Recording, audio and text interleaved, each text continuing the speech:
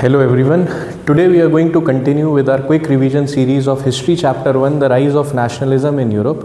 इस चैप्टर में हमने अपनी प्रीवियस वीडियो के अंदर फ्रांस के बारे में पढ़ा था। आज की इस वीडियो में हम लोग जर्मनी के बारे में पढ़ने वाले हैं। इन चैप्टर को कंटिन्यूएशन में रखने वाले हैं।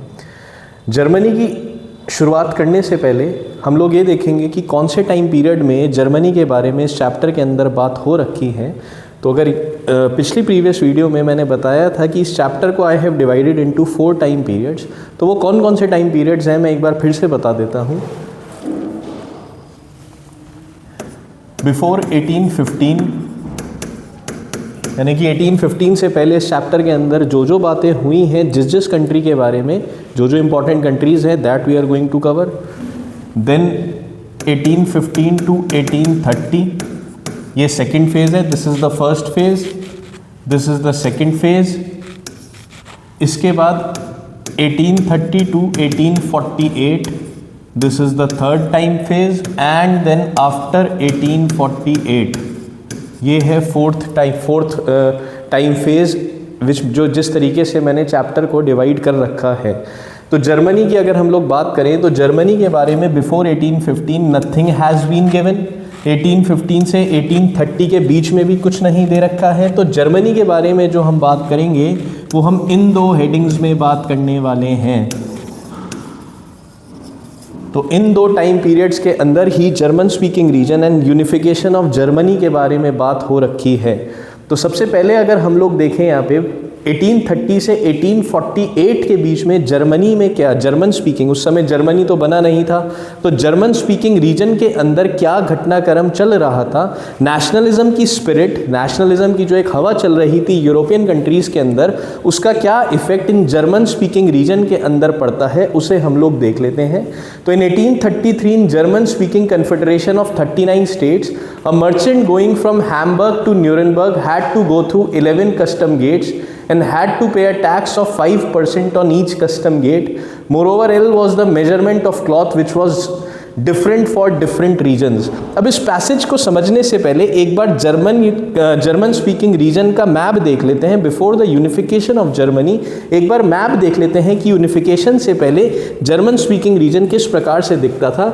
एंड ये जो बात हुई है इसको थोड़ा समझ लेते हैं हम मैप वर्क के थ्रू।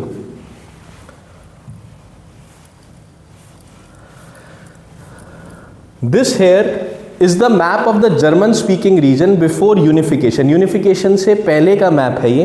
तो इसमें देखा जाए तो सबसे बड़ा, अब टोटल ये जो रीजन है has been divided into 39 states, उसमें से सबसे बड़ा और सबसे पावरफुल हैज़ बीन प्रशिया, और बाकी सब जो है फिर वो छोटी छोटी स्टेट्स मिलके टोटल 39 कन्फेडरेशन है स्टेट्स का, जो जहाँ पे जर्मन भाषा बोली जाती है। तो अभी जो हमने पैसेज पढ़ा था, तो सोचो 1833 में एक व्यापारी को, एक मर्चेंट को अगर एक जगह से दूसरी जगह पे ट्रेड करना है तो उसे कितनी ज़्यादा दिक्कतें महसूस होती थी। तो इसे समझने वाली बात है, इसे देखते हैं यहाँ पे क्या दिक्कत महसूस होती थी। तो अगर देखोगे हैम्बर्ग यहाँ पे है, this is Hamburg here, and Nuremberg जो है वो यहाँ पे कहीं पड़ता है, I will denote it with N. तो एक मर्चेंट को अगर हैम्बर्ग से न्यूरेनबर्ग जाना पड़ता था ट्रेड करने के लिए, तो 11 कस्टम गेट्स बने हुए थे जहाँ पे उसे टैक्स जमा करना पड़ता था। कस्टम गेट्स का मतलब हो गया कि कस्टम ड्यूटी, उसे टैक्स पे करना पड़ता था, और हर गेट पर उसे 5% टैक्स पे करना पड़ता। तो ये समझो ऑलमोस्ट उसे 55% जो था वो टैक्स पे करना पड़ता था एक जगह से दूसरी जगह पे जाकर व्यापार करने के लिए। तो इट वॉज अ वेरी, देखा जाए तो बहुत ही ज़्यादा एक तरीके से सर में दर्द था। कहीं ना कहीं एक तरीके से ट्रेड को बढ़ावा नहीं मिलता था और एक ट्रेड बैरियर का काम करता था। तो इसके खिलाफ क्या हुआ, वापस चलते हैं पैसेज में।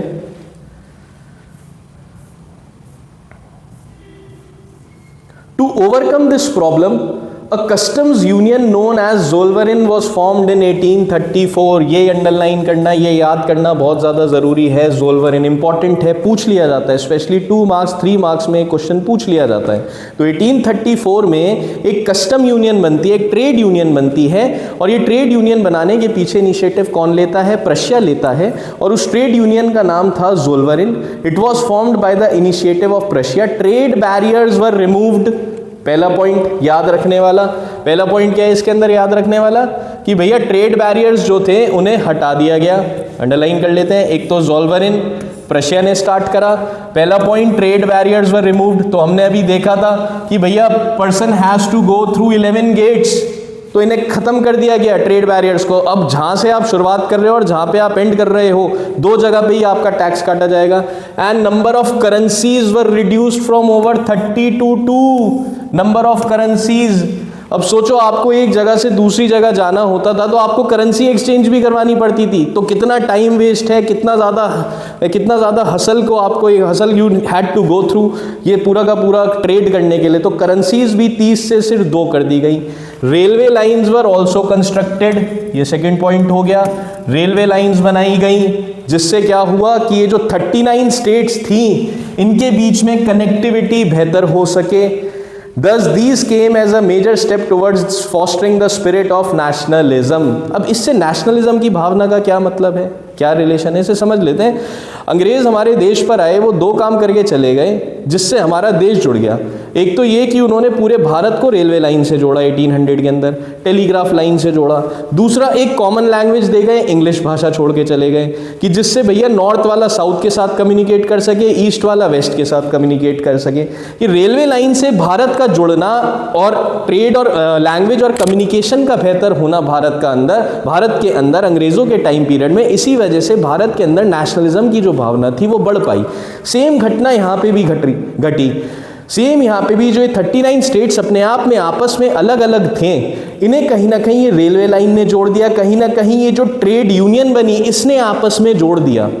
और इसके वजह से इन जर्मन स्पीकिंग रीजन्स के अंदर कहीं ना कहीं एक नेशनलिज्म की भावना पैदा होना स्टार्ट हो गई लोगों के मन में ये भावना पैदा होना स्टार्ट हो गई कि क्यों ना हम लोग अब ये जो छोटी छोटी स्टेट्स में डिवाइडेड हैं, हम अपना पूरा का पूरा एक राष्ट्र बनाए, एक देश बनाए। तो इसी भावना की जो शुरुआत 1834 के आसपास से होना स्टार्ट हुई। तो अब इसके में आगे क्या घटनाक्रम घटता है उसे देख लेते हैं। तो फिर 1848 में फ्रैंकफर्ट शहर में पार्लियामेंट इलेक्ट होती है। 831 members representatives were elected and उसके बाद वो लोग एक कॉन्स्टिट्यूशन को ड्राफ्ट करते हैं। ये इसके अंदर लिखा हुआ है। कॉन्स्टिट्यूशन को ड्राफ्ट करने के बाद वो लोग क्या फिलॉसफी लेकर आते हैं कि अब ये जो जर्मन स्पीकिंग रीजन्स हैं इन्हें यूनाइट करा जाए, यहाँ पे संविधान होना चाहिए, पार्लियामेंट होना चाहिए एंड कहीं ना कहीं कुछ हद तक कॉन्स्टिट्यूशनल मोनार्की आ जाना चाहिए। राजा का जो राज है और राजा की जो ताकत है वो कम हो जानी चाहिए। तो ये बहुत ही ज्यादा एक लिबरल नेशनलिज्म की भावना को लेकर है। लिबरल मतलब बहुत खुले विचार वाली, कि एक ऐसे लिबरलिज्म का मतलब होता है कि कहीं ना कहीं डेमोक्रेसी के फीचर्स जो हैं वो कहीं ना कहीं यूज होने चाहिए, वो उपयोग में आने चाहिए। Freedom, equality for all and equality before law, ये सारे कॉन्सेप्ट्स आ जाने चाहिए और कॉन्स्टिट्यूशन का रूल शुड बी देयर। तो ये लिबरल नेशनलिज्म की फिलॉसफी को यहाँ पे लेकर आते हैं। यही इनके लिए गड़बड़ वाली बात बन जाती है। क्यों?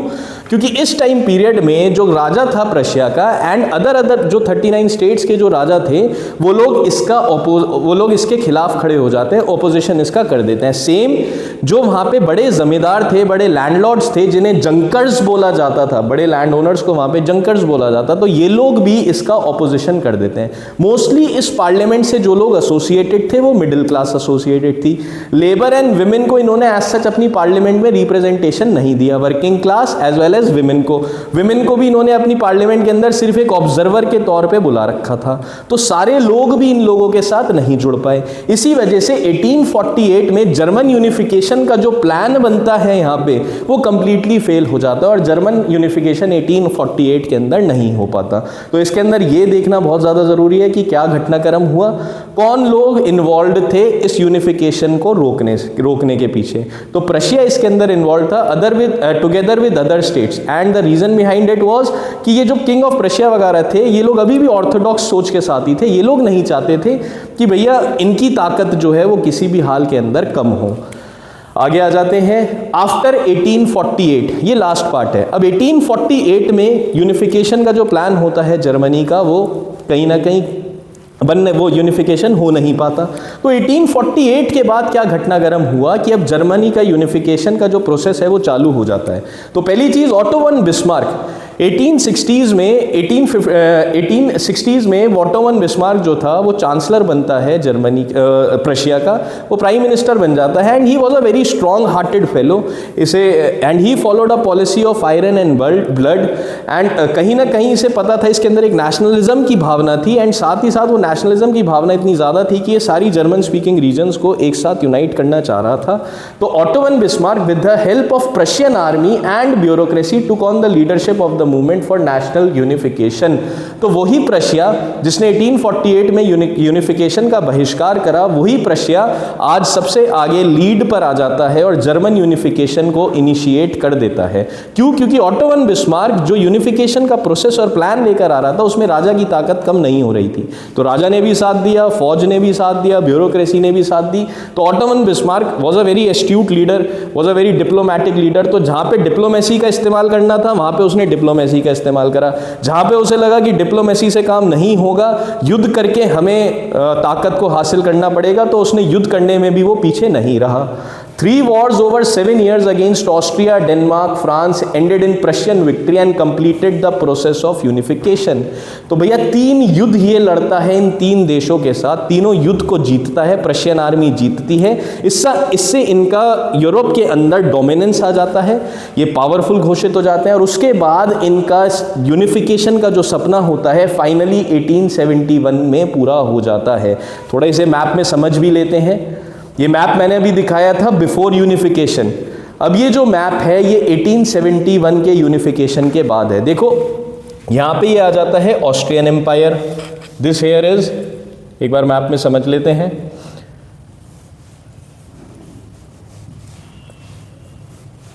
ये यहाँ पे आ गया ऑस्ट्रियन एम्पायर, ये यहाँ पे आ गया डेनमार्क, और ये यहाँ पे आ गया फ्रांस। ये तीनों के तीनों देश ही नहीं चाहते थे कि जर्मन स्पीकिंग रीजन जो है वो एक साथ यूनाइट होके एक नेशन बन जाए, क्योंकि तीनों को खतरा था कि अगर ये एक साथ यूनाइट हो गए तो एक पावरफुल नेशन इनकी बाउंड्री पे बन जाएगा। तो ये यूनिफिकेशन इसका बिल्कुल नहीं चाहते थे। ये बात ऑटो वन बिस्मार्क को पता थी, प्रशिया को पता थी। तो प्रशियन आर्मी ने सबसे पहले ये नॉर्दर्न जो रीजन है, ये वाला जो है, ये नॉर्दर्न जर्मनी रीजन को एक साथ इकट्ठा किया।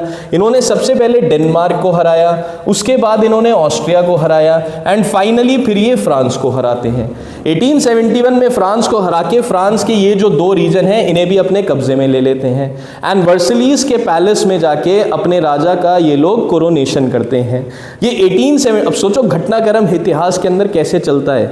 एक मजे की बात यह है कि ये फ्रांस को 1871 में हराते हैं और बहुत ह्यूमिलिएटिंग ट्रीटी फ्रांस के ऊपर ये लोग थोप देते हैं। बहुत ज़्यादा ह्यूमिलिएशन फ्रांस को झेलना पड़ता है। इस ह्यूमिलिएशन का बदला, इस बेइज्जती का बदला फ्रांस लेगा 1914-1918 के वर्ल्ड वॉर 1 के बाद।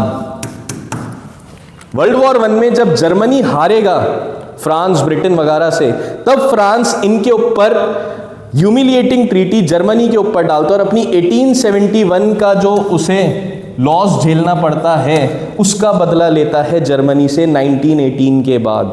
तो ये सोचो बदले वाली भावना चलती रही। इसके बाद फिर जर्मनी फिर बदला लेगा 1939-1945 वर्ल्ड वॉर 2 में फ्रांस को हराएगा, उसके ऊपर कब्जा करेगा। तो ये घटनाक्रम चलता रहा, लगातार चलता रहा। तो वापस चलते हैं। तो in January 1871, Kaiser William I of Prussia headed the new German Empire. He was crowned at the Palace of Versailles. Germany under new leadership moved towards modernizing the currency, banking, legal and judicial system. ये भी question पूछ लिया जाता है 2 marks में, 3 marks में भी पूछ लिया जाता है कई बार।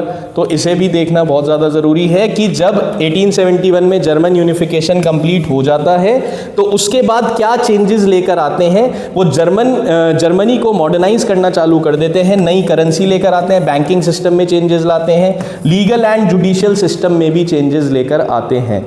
अब सबसे एक चीज़ और, अगर ये जर्मन यूनिफिकेशन का आंसर 5 नंबर में पूछ लिया जाता है, इंपॉर्टेंट टॉपिक है, तो इसके अंदर हमें ये पूरी कहानी लिखनी है। 1830 से 1848 के बीच में जो ज़ोल्वेरेन बनता है उसके बारे में मेंशन करना, वहाँ से अपनी कहानी की शुरुआत करना। उसके बाद 1848 में जो फेल्ड अटेम्प्ट था यूनिफिकेशन का उसके बारे में मेंशन करना, एंड फाइनली फिर 1848 के बाद जो ये घटनाक्रम घटा है इसके बारे में एज इट इज़ मेंशन करना, 5 में से 5 मार्क्स 100% आना तय है। मोर ओवर जो इंपॉर्टेंट कैरेक्टर्स रहे, 3 इंपॉर्टेंट कैरेक्टर्स के नाम हैं, एक तो हो गया ऑटो वन बिस्मार्क पहला, दूसरा Kaiser William one and chief commander of Prussian army general von Roon. ये 3 जनों के नाम भी मेंशन कर देना। साथ ही साथ 3 साल के अंदर 3 युद्ध जो लड़े 7 साल के अंदर किन देश के खिलाफ लड़े, इन्हें भी मेंशन कर देना। That will be more than enough. तो इस टॉपिक में से सिर्फ इतना ही पूछा जाएगा। तो ये एक कहानी की तरह पूरा का पूरा अगर याद कर लिया जाए तो it becomes literally very easy कि भाई 1834 में ज़ोल्वरिन बना, 1848 में फेल्ड अटेम्प्ट था यूनिफिकेशन का, एंड 1848 के बाद ऑटो वन बिस्मार्क की लीडरशिप में फाइनली 1871 में जाके जर्मनी जो है वो एक नेशन बन जाता है। तो यही इससे रिलेटेड क्वेश्चंस भी पूछ लिए जाते हैं कि भाई right about the Frankfurt parliament, भाई फेल्ड अटेम्प्ट था। What kind of policy was followed by Bismarck, iron and blood की पॉलिसी का बिस्मार्क ने इस्तेमाल करा। Explain what is meant by the 1848 revolution of the liberals. तो ये लिबरल नेशनलिज्म के बारे में पूछ रहा है कि भैया जो उन्होंने फ्रैंकफर्ट पार्लियामेंट बनाई, कॉन्स्टिट्यूशन लाने की कोशिश करी, जर्मन एरिया को यूनिफाई करने की कोशिश करी। What were the political, social and economic ideas supported by the liberals. तो उसके कि भाई equality before law should be there and freedom of press should be there, ये सारी चीज़ें उन्होंने लेकर आने की कोशिश करी। Political freedom should be there in the country, constitution होना चाहिए, पार्लियामेंट बनना चाहिए, राजा की पावर कम होनी चाहिए। That is what they supported in their philosophy. तो that is all in this topic. यहाँ पे हमारा जर्मनी का टॉपिक खत्म होता है। Thank you so much.